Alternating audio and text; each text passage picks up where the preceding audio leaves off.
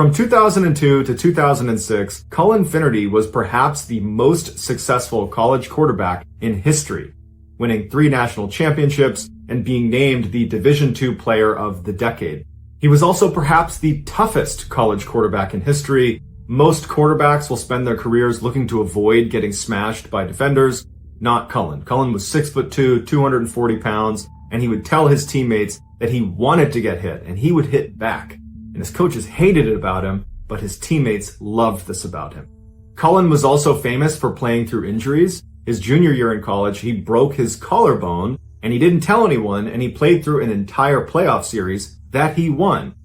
After college, Cullen's professional football career was not nearly as successful as his amateur one. He played briefly for 2 NFL football teams, the Baltimore Ravens and the Denver Broncos, but when he wasn't getting any playing time and he just could see the writing on the wall that this was not going to be a match, he was not going to make it in the NFL, he left for Europe to play in a European football league.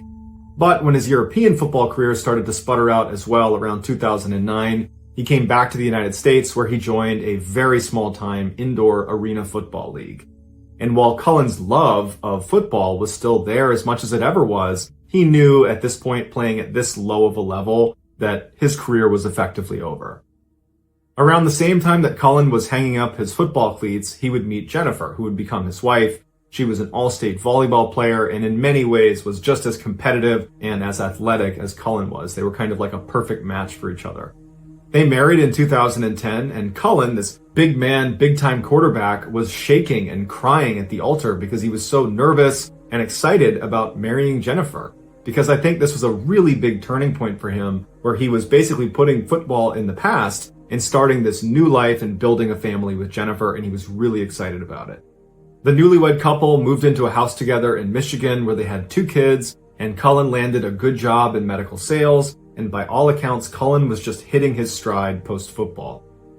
On Memorial Day weekend in 2013, Jennifer's family was planning this 3-day fishing trip along the Baldwin River in Michigan, and the Finnertys decided they would join them. And so Cullen and his wife and kids, they rented a cabin that was going to be near the campsite that Jennifer's family was staying at.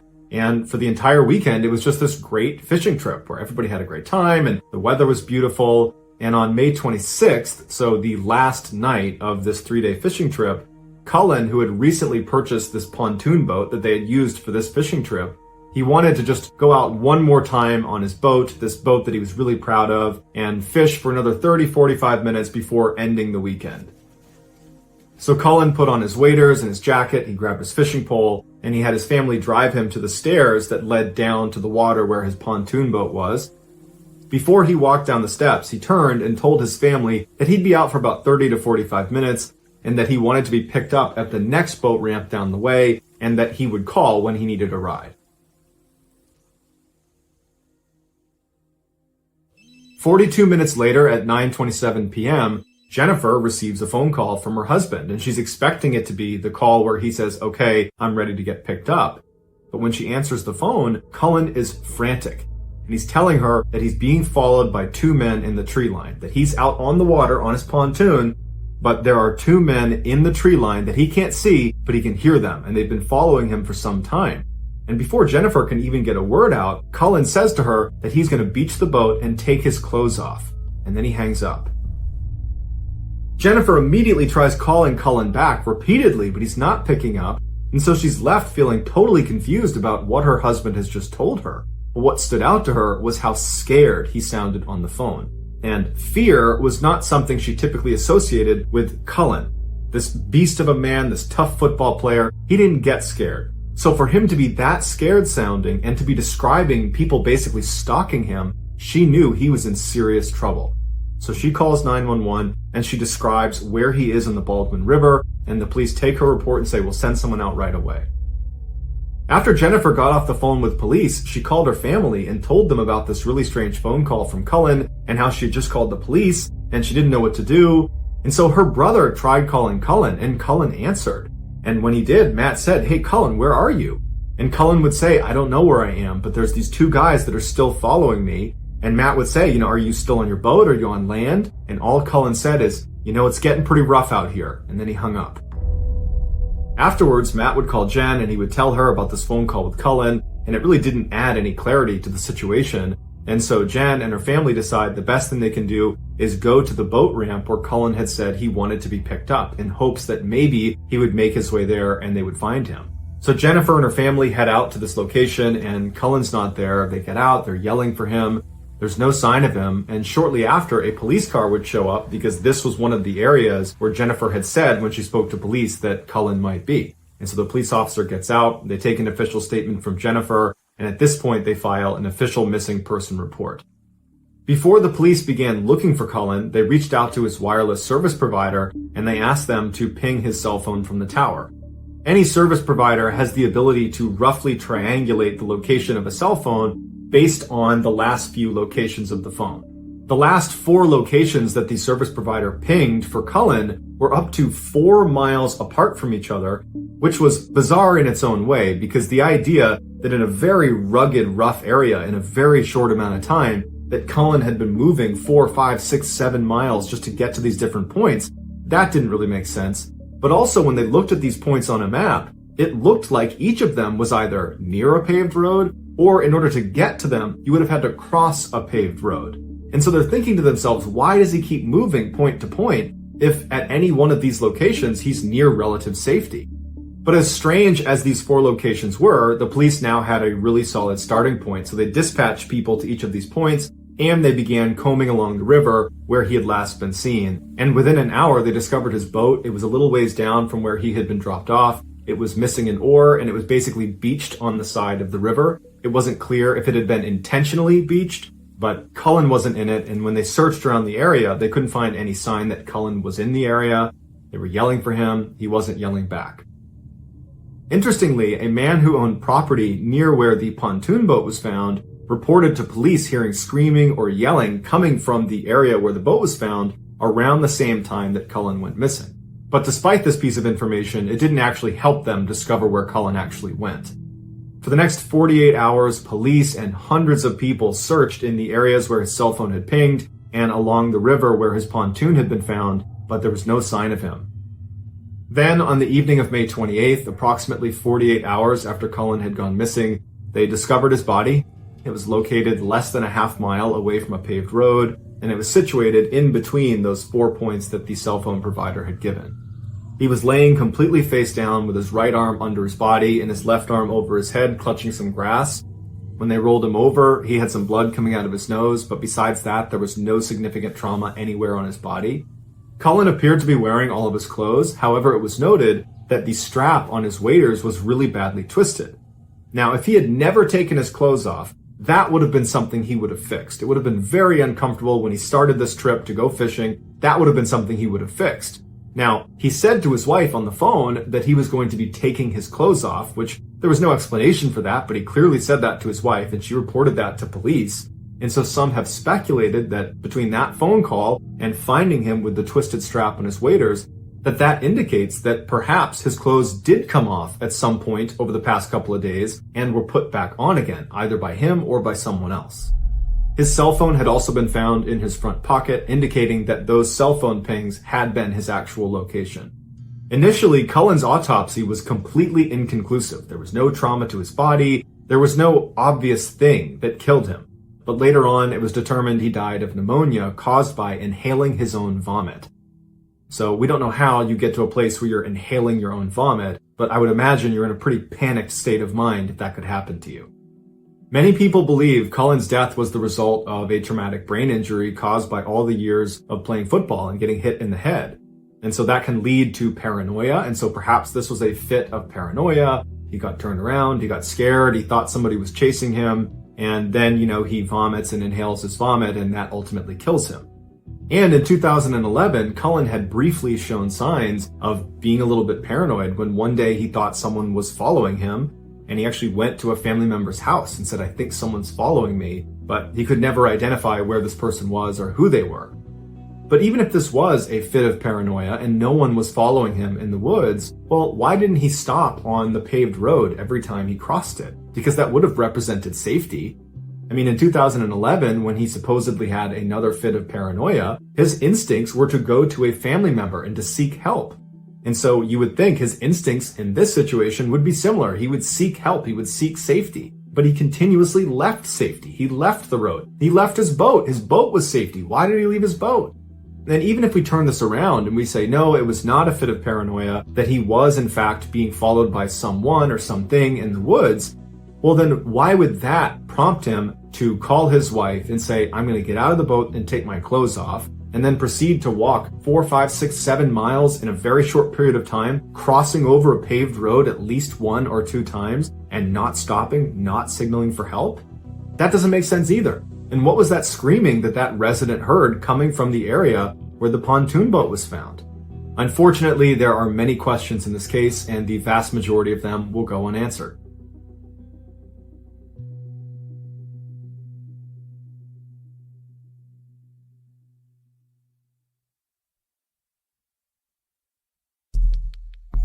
The next and final story of today's episode is called Waking Nightmare.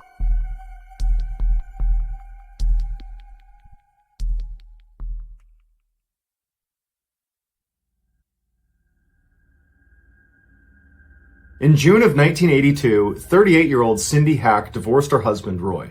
As soon as she moved into another home in Vancouver, Canada, she felt this wave of relief come over her. Their marriage had become abusive and toxic years ago, but her newfound happiness would be short-lived.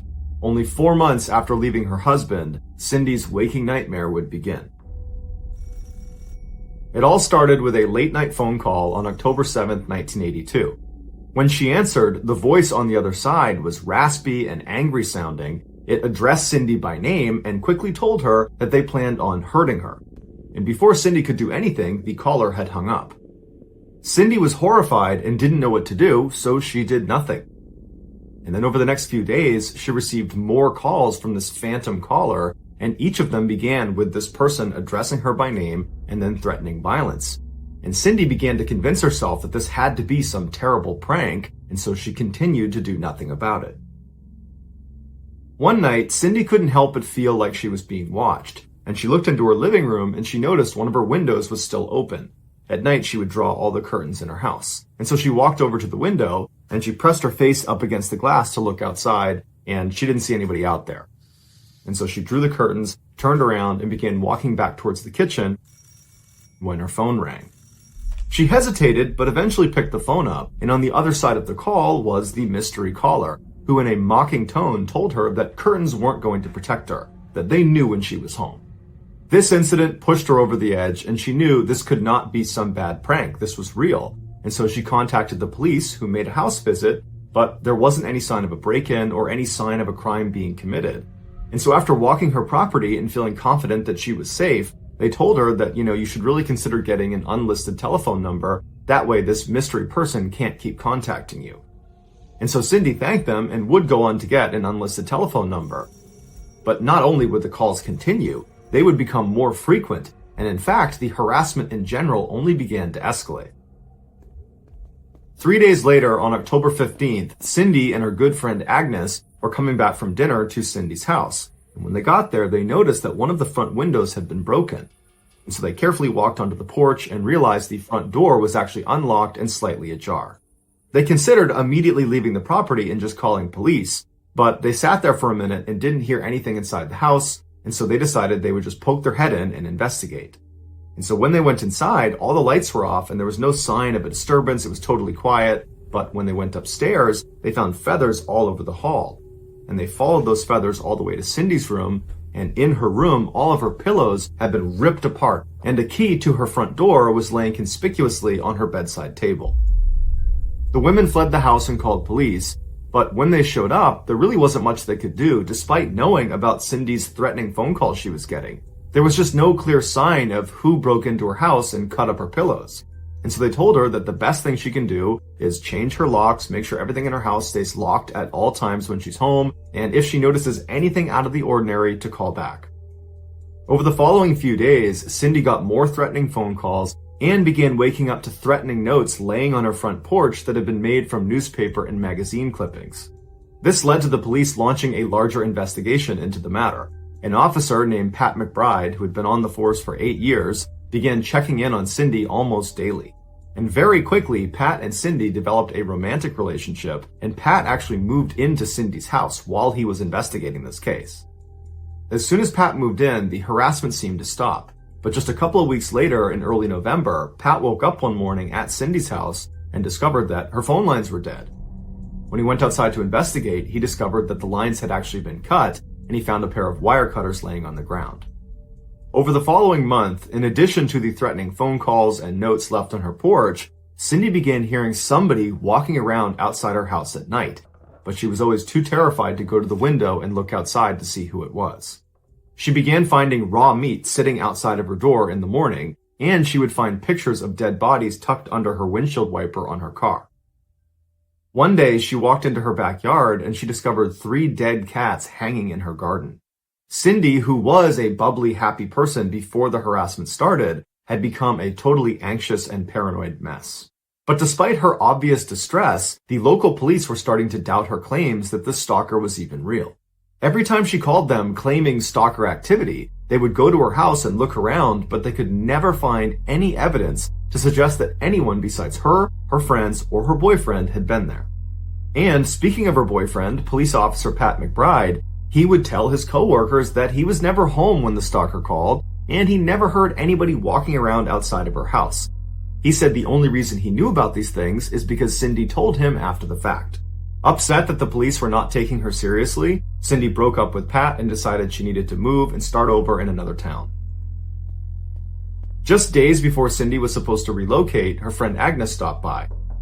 When she went to the front door and knocked and there was no answer, she walked around to the back and she found her friend crouched down behind the stairs as if she was hiding from something.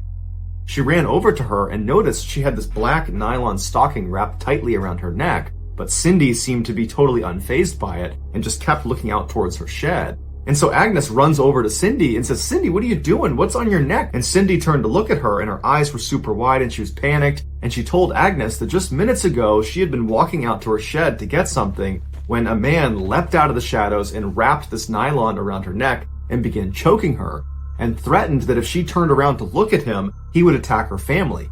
So Cindy and this man struggled for a minute until Agnes's car approached, which spooked the man and he ran off.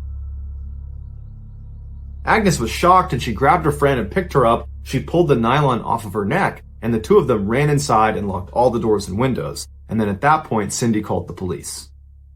But when the police showed up, the only evidence of this attack was Cindy's first-hand account and this nylon stocking. But the police believed the nylon stocking was Cindy's and she had staged the whole event and she had tied it around her neck herself. A few days later, in January of 1983, Cindy moved into a new home in a town called Richmond, which is a suburb of Vancouver, Canada. And as soon as she got there, she painted her car a new color and she actually changed her last name to James. For months, she didn't see or hear from her stalker. But in October of that year, she found another dead cat on her property with a note next to it that just said, "You're next." Fearing for her life, she called the Richmond police, who set up a surveillance operation on her property. But for months, despite dozens of officers watching her house at practically all hours, they never ever saw any stalker activity. But as soon as the officers left for any amount of time, when there was a gap in surveillance, Cindy would call the police and report stalker activity. In time, this town's police department also began to suspect that Cindy was fabricating the stalker story, and they told her as much. Now, blatantly knowing the police were not taking her seriously, Cindy hired a local private detective named Ozzy Caban to look into her case. Immediately, he installed floodlights all around her property, and he gave her a two-way radio to place inside of her house that constantly broadcast back to Ozzy. That way, if she was in trouble, he would know about it even if she couldn't get to the radio to actually tell him.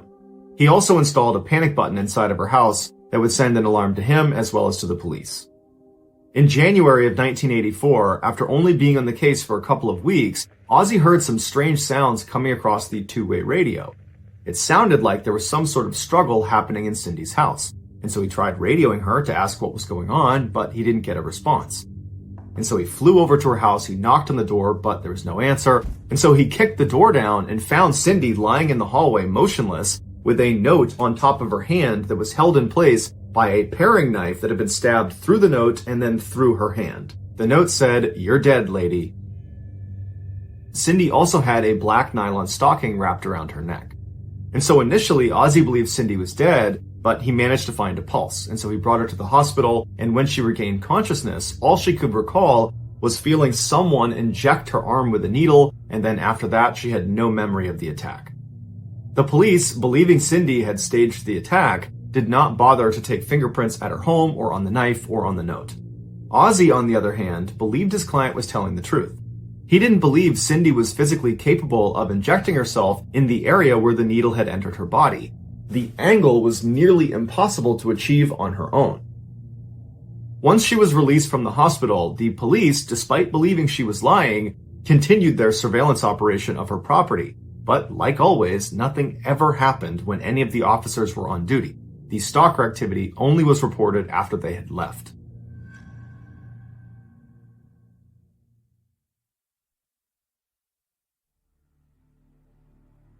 Life went on like this for over a year, and during that time, Cindy's mental health continued to decline rapidly. She lived in constant fear of this stalker, and she was deeply embarrassed that the police believed she was lying. On December 11th, 1985, Cindy was attacked again, but the details on this are incredibly scant. Someone found her lying in a ditch 6 miles away from her home. She was wearing a single work boot and a single glove. She was suffering from hypothermia, and she had cuts and bruises all over her body, and she had a black nylon stocking wrapped around her neck. She had no memory of the attack. The police told her that they believed this was yet another staged event, and so they did not do any significant follow-up. After a few days in the hospital, she was sent home, but she was terrified to be alone, so she reached out to her friend Agnes and asked if she and her husband Tom would stay with her for a couple of days, and they agreed. The first night they were there, Cindy woke up in the middle of the night and heard strange sounds coming from the basement. She woke up Agnes and Tom, and they heard the sounds too, and so they went down to the first floor, they opened up the door to the basement, and they looked downstairs, and very clearly there was a fire raging in her basement. And so Cindy immediately ran to the phone to call 911, but they discovered the phone lines had been cut. And so Tom ran outside to try to find a neighbor to call 911 for them, and when he went outside, he found a man just standing there in front of the house watching it. And Tom yelled to him, "Hey, you need to call 911, this house is on fire." And this man, without saying a word, just turned and ran down the street. And that man was never identified. Finally, Tom did get a neighbor to call 911, the fire department arrived and they put out the fire, and then after an investigation, they determined that the fire had been set intentionally. This was an act of arson. And the police said there was no signs of forced entry anywhere around the house, which means someone who was already in the house had to have started the fire. And they specifically said Cindy had to have started the fire because she stages these events all the time because of this stalker delusion she has. Agnes and Tom denied this claim, saying they never heard Cindy walking around at night, and she would never jeopardize their lives. After this event, Cindy became extremely depressed and had to be hospitalized. And for 10 weeks, she was under intense psychiatric care. But at the end of those 10 weeks, the doctors determined that she was not a threat to herself or to anyone else, and so she was sent home. It was at this time that Cindy went to the police and said that she thinks Roy, her ex-husband, was behind all of the attacks. Police immediately brought Roy in for questioning, and he emphatically denied all allegations, saying he had nothing to do with it, and in fact, he had been the victim of this stalker that was going after his ex-wife. He said he got a number of these threatening phone calls, and one time when they called, they left him a voicemail, and he played it for the police.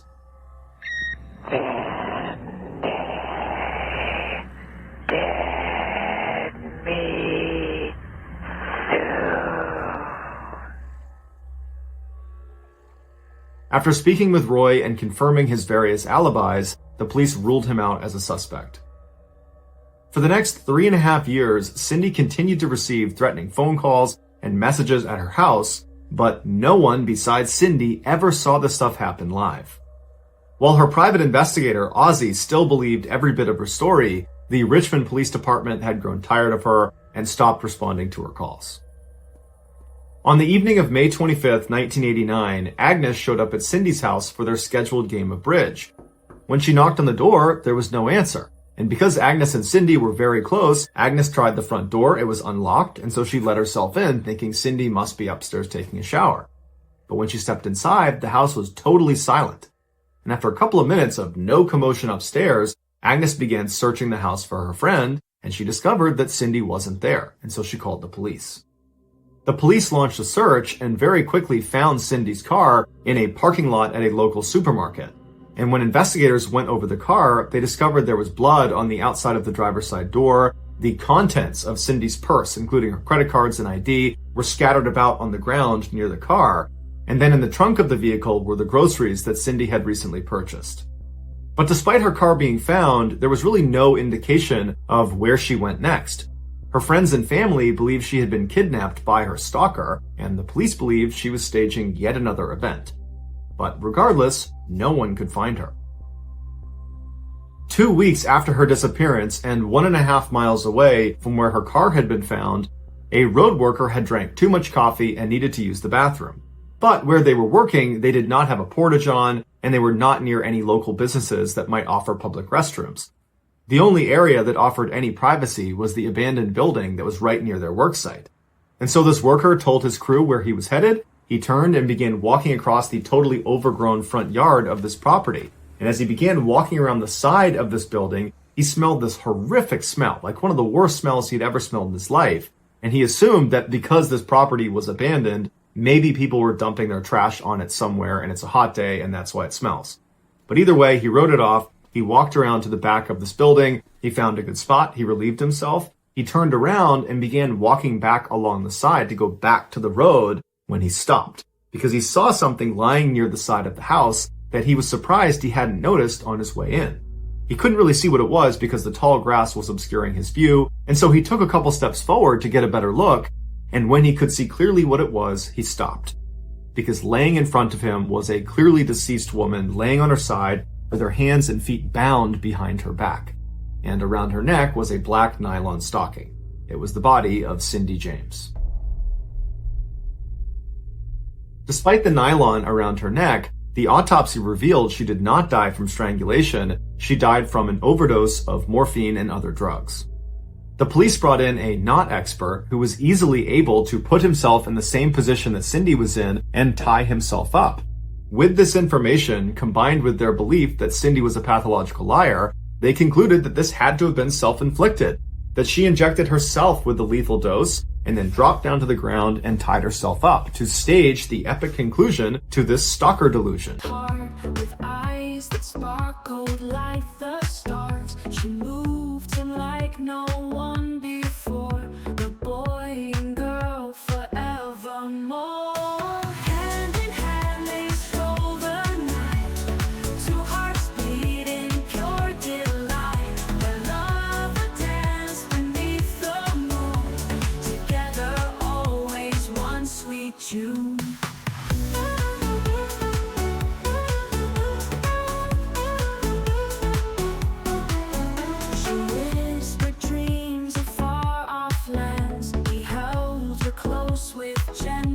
Hands, their happiness a living art, two lives entwined right from the start. They laughed and cried and shared their fears through all the smiles and salty tears. Their love a tale of joy and pain, the sunburst blooming after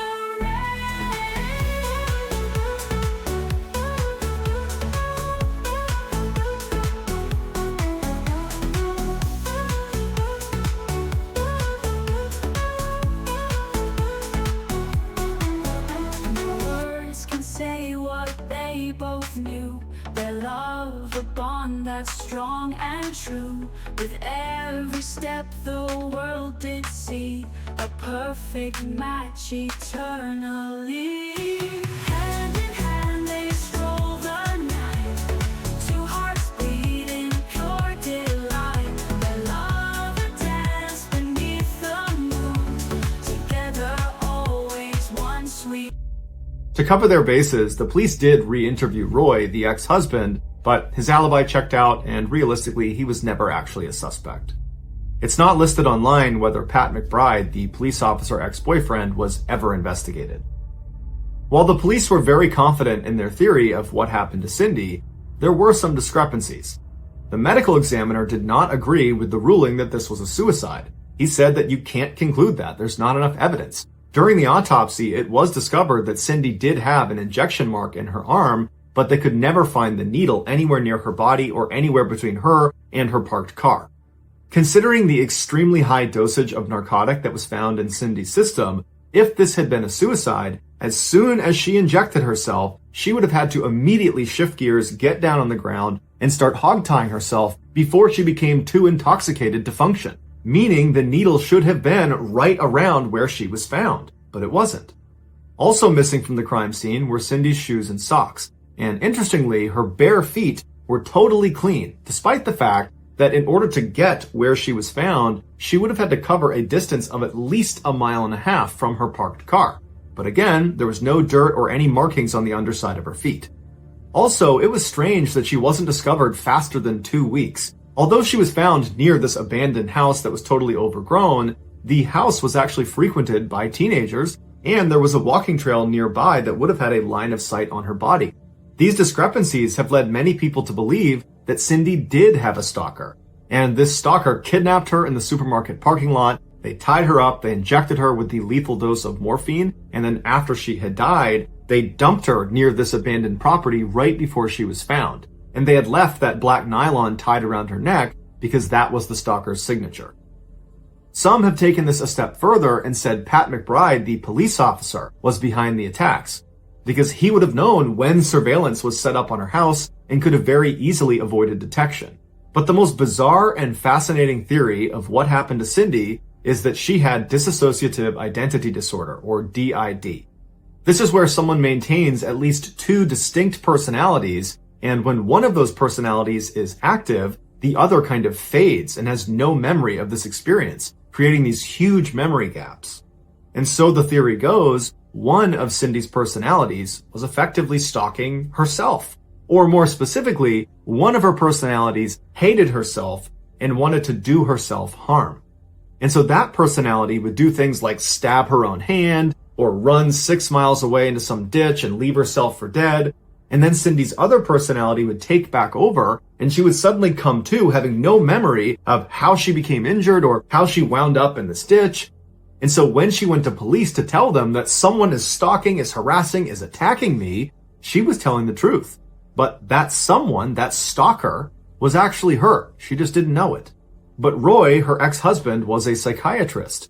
And in their 16 years of marriage, he never noticed this condition. And when Cindy was in that psychiatric ward for 10 weeks following one of her stalker attacks, none of the doctors or psychiatrists ever noticed or diagnosed her with this condition. It's still possible she had DID and it just came on later in life, and it didn't present itself enough to be noticed during those 10 weeks of psychiatric care. But realistically, this reduces the chances of DID being behind this whole thing. To date, her death is still considered a suicide, and no one has ever been charged in connection with her death. A quick note about our stories. They are all based on true events, but we sometimes use pseudonyms to protect the people involved, and some details are fictionalized for dramatic purposes.